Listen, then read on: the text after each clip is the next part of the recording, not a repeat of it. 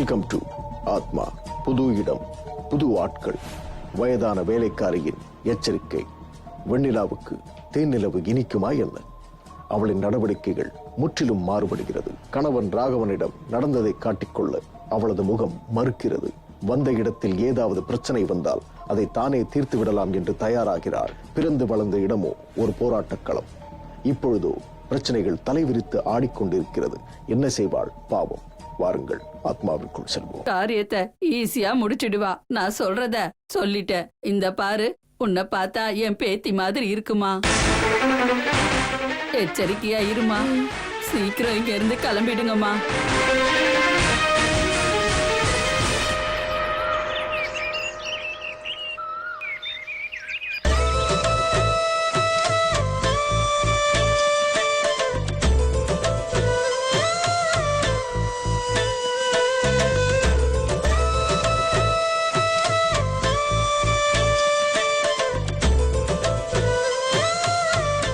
வெண்ணிலா, இன்னைக்கு நம்ம rose garden போலாமா?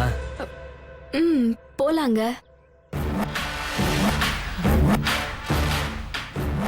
என்னாச்சு வெண்ணிலா, ஒரு இன்ட்ரெஸ்ட் இல்லாம சொல்றியே? உடம்புக்கு ஏதாவது பிரச்சனையா? அதெல்லாம் ஒண்ணும் இல்லைங்க, நான் நல்லா தான் இருக்கேன். அப்புறம் ஏன் மூட் அவுட்டா பேசுற? நான் நல்லா தாங்க இருக்கேன். இல்லையே, உன் கண்ணை பார்த்தா அப்படி ஒன்றும் தெரியலையே. ஏங்க, என் கண்ணில் என்ன தெரியுதுன்னு சொல்லுங்க.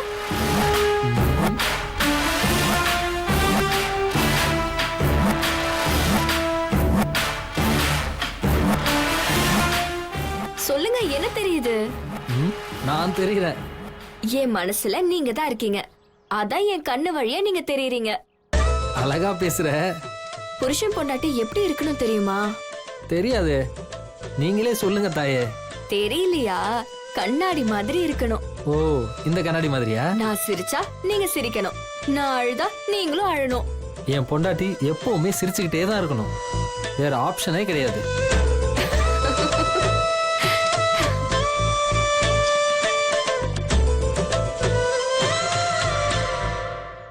அந்த கிழவி சொன்ன பொம்பளை இதுதானோ? நம்ம கிட்ட பேச்சு கொடுக்கதான் வந்திருக்கா. வரட்டும், பாப்போம்.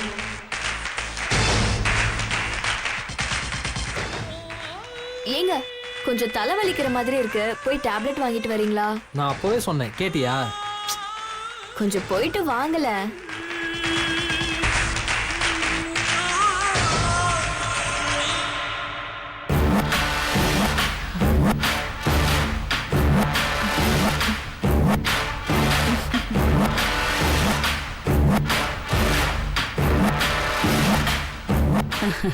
ஊரை சுத்தி பார்க்க வந்திருக்கீங்களா? ஆமா. புதுசா கல்யாணம் ஆனவங்க போல இருக்கு. அதான் உனக்கு தலைவலின்னதும் வீட்டுக்கார் பறந்து ஓடுறாரு. நீ ரொம்ப கொடுத்து வச்சவமா. ஆமா, உங்க அப்பா என்ன பண்றாரு? எங்க அப்பா நகைக்கடை வச்சிருக்காரு. அப்படியா? எங்க? சென்னையில. ஓ, அதான் பார்த்தாலே தெரியுது. புன்னகையும் பொன்னகையுமா இருக்க. ஆனா ரொம்ப சிம்பிளா இருக்க. எனக்கு இப்படி இருக்கதான் பிடிக்கும். ஓ, உங்க ஹஸ்பண்ட் என்ன பண்றாரு? அவரு சென்னையில பெரிய ஆடிட்டரா இருக்காரு. பெரிய பெரிய கையா தான் ஒண்ணு சேர்ந்திருக்கீங்க. ஆமா, சொகுசா வாழணும்னா பணம் முக்கியம் இல்ல. நீங்க என்ன பண்றீங்க? நீங்க தங்கியிருக்கீங்கல்ல, அந்த பக்கத்து ரூம்ல தான் நானும் இருக்கேன். இங்க என் பொண்ணு கான்வென்ட்ல படிக்கிறா. அவளை பாக்கிறதுக்காக மாசத்துல ஒரு தடவை நான் இங்க வருவேன். நான் எப்ப வந்தாலும் இந்த ஹோட்டல்ல தான் தங்குவேன்.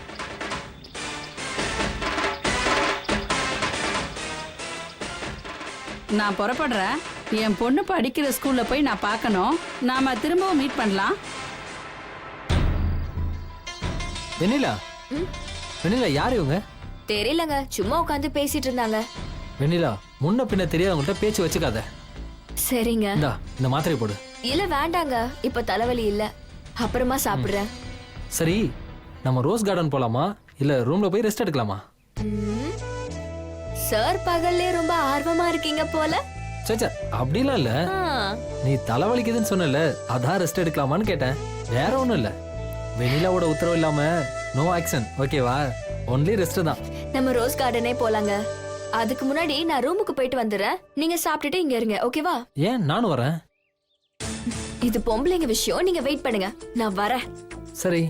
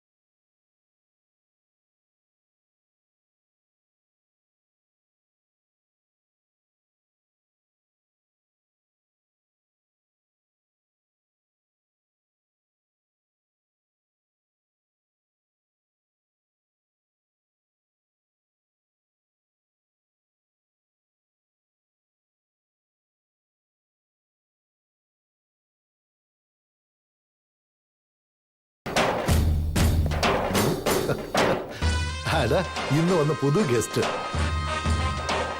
ஃபாலோ பண்ணிட்ட போல உண்டு.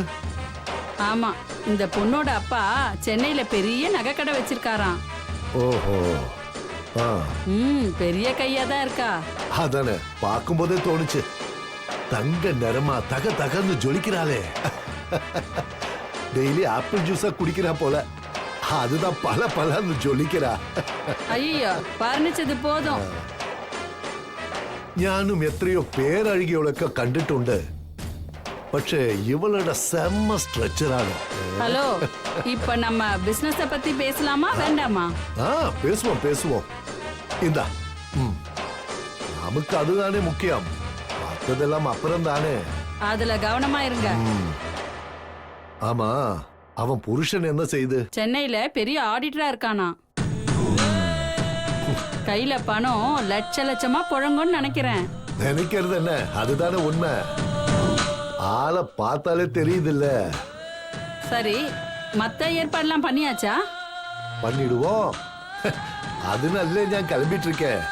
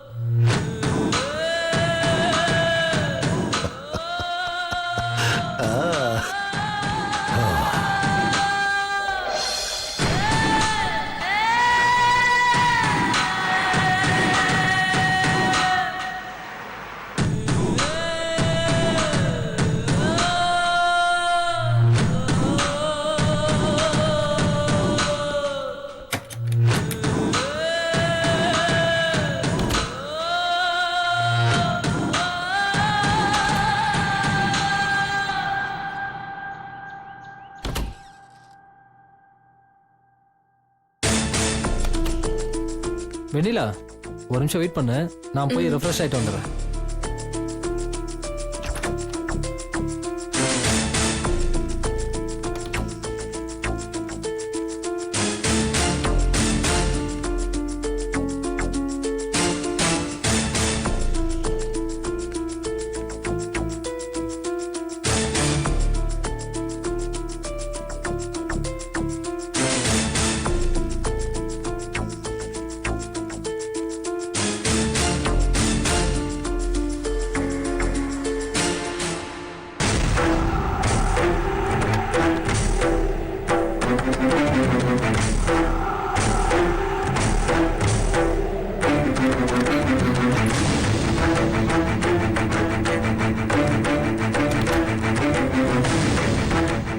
என்ன வெண்ணிலா, ஒண்ணும் இல்ல, ரூமையே சுத்தி சுத்தி பார்த்துட்டு இருக்க? அதெல்லாம் ஒண்ணும் இல்ல.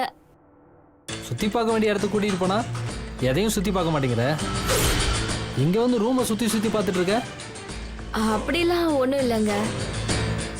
உன்கிட்ட ஒரு உற்சாகமே இல்லையே. உண்மையை சொல்லு, உனக்கு என்ன பிரச்சனை? ஒரு பிரச்சனையும் இல்லைங்க, நான் நல்லா தான் இருக்கேன். இல்ல, காலையில இருந்து ஏதோ ஒரு பிரச்சனை உன்கிட்ட இருக்கு. அப்பா இங்க அப்போ வந்துருச்சாமா? ஆமாங்க, ஆனா இப்போ இல்ல, இப்போ ஓகே தான். சரி, நீ போய் குளிச்சுட்டு ஃப்ரெஷ் ஆயிட்டு வா. இல்லங்க, நான் இப்போ குளிக்கல, கொஞ்சம் கொஞ்சம் ரெஸ்ட் எடுக்கணும். குளிச்சுட்டா டயர்ட்லாம் போயிடும், ரிலாக்ஸ் ஆயிடுவ. வேண்டாங்க, நான் இப்படியே இருக்கிறேன். ஓகே சரி, உன் இஷ்டம். அதுக்கு மேல நான் ஒன்றும் கேட்க மாட்டேன். தேங்க்ஸ். சரி, உன் இஷ்டம் ஓகே, என் இஷ்டத்தை கேட்க மாட்டியா? எனக்கு தெரியும், ஆனா கேட்க மாட்டேன். நல்லா நடிக்கிற நீ. அப்படிலாம் ஒண்ணும் இல்ல. அப்போ கிட்ட வா. கிட்ட வா. இல்லங்க, இப்போ வேணாம். ஏன்? நான் கொஞ்சம் ரெஸ்ட் எடுக்கணும். ஏய், நீ பொய் சொல்ற. ஐயோ, ப்ராமிஸா நான் ரெஸ்ட் எடுக்கணும். எனக்கு மறுபடியும் லேசா தலைவலிக்கிற மாதிரி இருக்கு. அதுக்கு தான் ரெஃப்ரெஷ் ஆயிடுவான்னு சொல்றேன். நீ எதையோ மண்டைக்குள்ள போட்டு குழப்பிட்டு இருக்க. நான் போய் டேப்லெட் வாங்கிட்டு வரவா? இல்ல வேண்டாம், நீங்க காலையில வாங்கி கொடுத்த டேப்லெட்டே இருக்கு, நான் அதை போட்டே ரெஸ்ட் எடுத்துக்கிறேன். சரி ஓகே, மாத்திரை போட்டு ரெஸ்ட் எடுத்துக்கோ.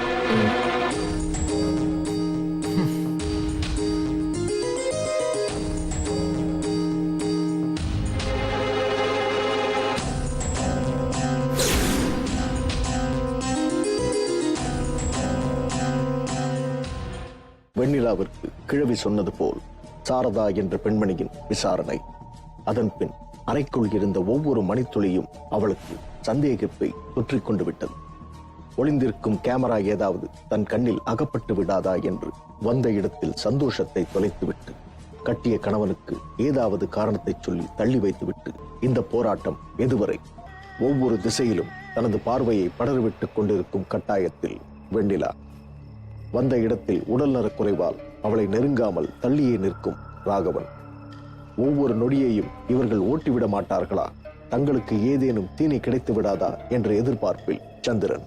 சந்திரனிடமிருந்து தப்பித்து விட்டால் இந்த பிரச்சனையிலிருந்து வெளிவந்து விடலாம். தன் கணவனிடம் சந்திரனை பற்றிய நடவடிக்கைகளை கூறும்பொழுது அது வேறு ஏதாவது பிரச்சனையை விளைவித்து விடுமோ என்ற குழப்பத்தில் வெண்ணிலா.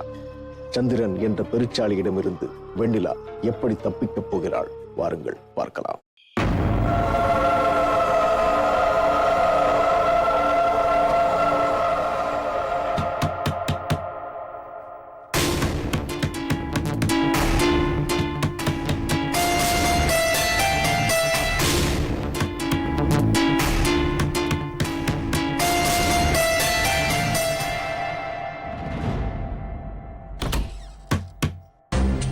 இன்னும் போலியா? நான் சொல்றதெல்லாம் அப்ப நீ நம்பல. இங்க இருந்து நீ சீக்கிரம் போறதுதான் நல்லது. நாளைக்கு போயிடுவோமா? சீக்கிரம் போமா.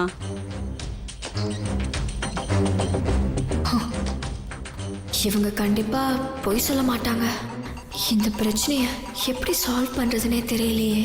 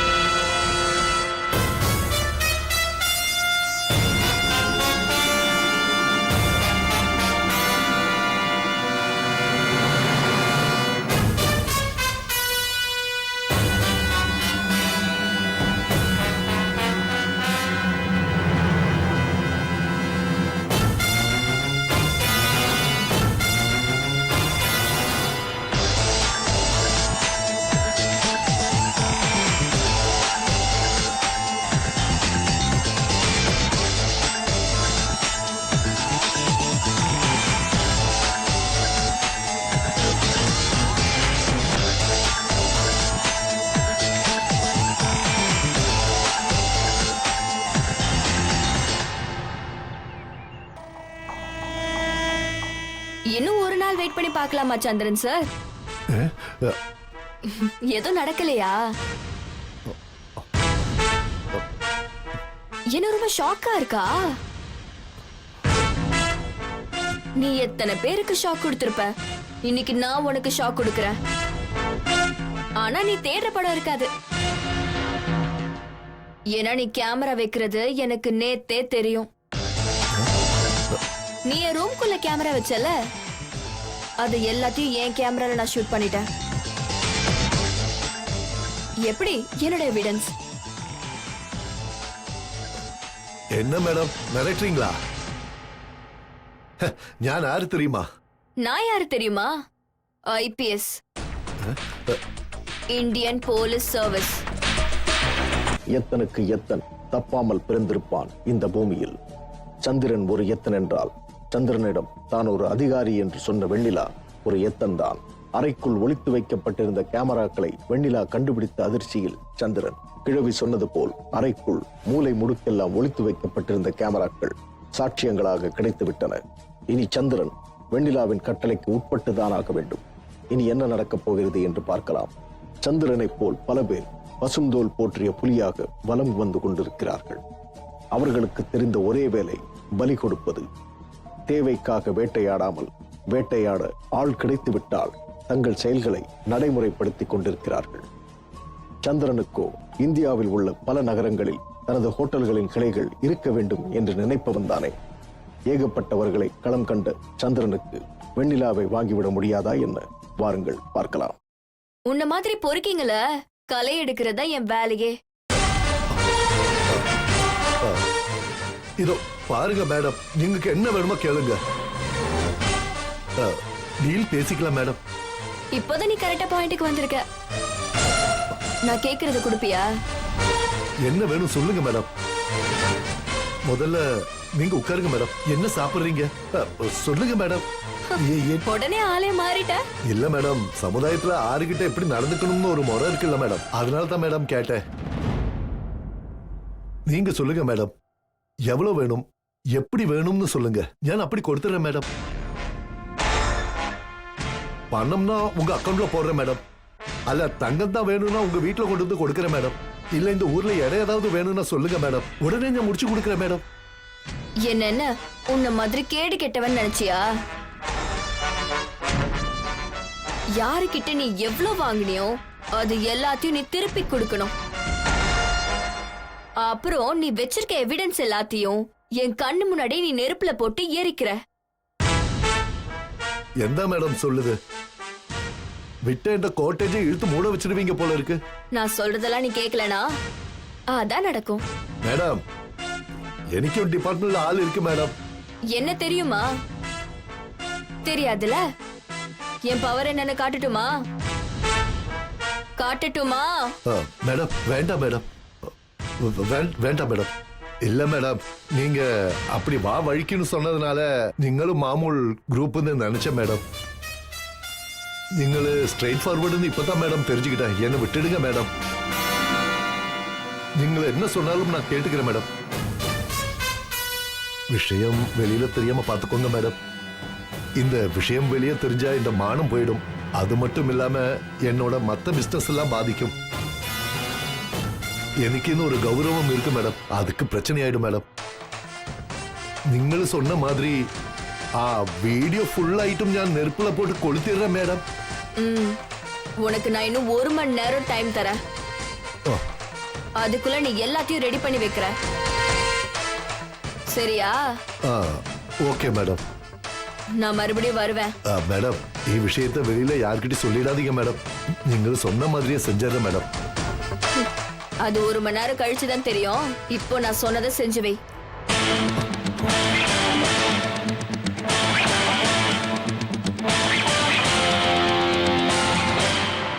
மலை சாய்ந்து விட்டது. உடும்பு பிடியில் சிக்கிவிட்டான் சந்திரன். வெண்ணிலா கெடு கொடுத்து விட்டாள். இனி சந்திரனால் ஒன்றும் செய்ய முடியாது. அவனது எதிர்கால திட்டமெல்லாம் பாழாகிவிடும். வெண்ணிலா போலீஸ் அதிகாரி என்றவுடன் சந்திரனின் ஆகாய கோட்டை சரிந்தது போல் நினைக்கிறான். விலை பேசியும் முடியவில்லை, வேறு வழியும் இல்லை. ஆனால் எப்படியாவது வெண்ணிலாவை தன் வலைக்குள் அடக்கியாக வேண்டும். சந்திரன் வெண்ணிலாவை எப்படி சமாளிக்கப் போகிறார்? நாளை வரை பொறுத்திருப்போம்.